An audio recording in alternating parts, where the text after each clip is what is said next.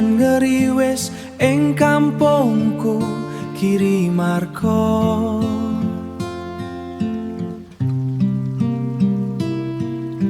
Hawane ates, angin semridik nambahi syahdu.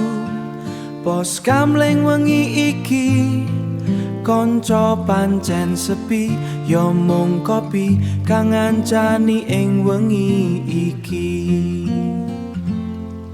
Nadyan ora padha ngumpul kanca,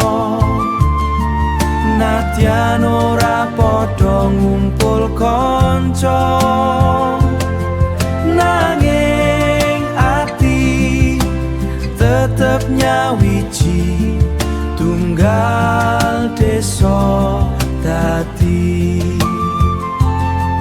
dulur salawase. Wengi-wengi udan ngeriwis ing kampungku Kiri Marga.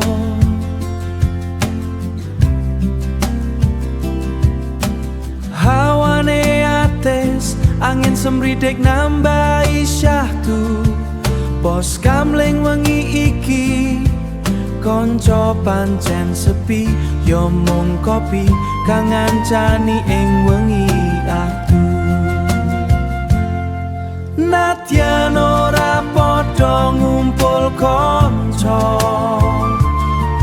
nadyan ora padha ngumpul kanca,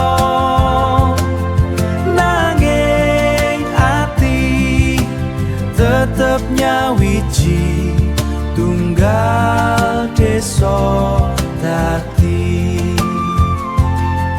dulur salawase. Dadi dulur salawase, dadi dulur salawase.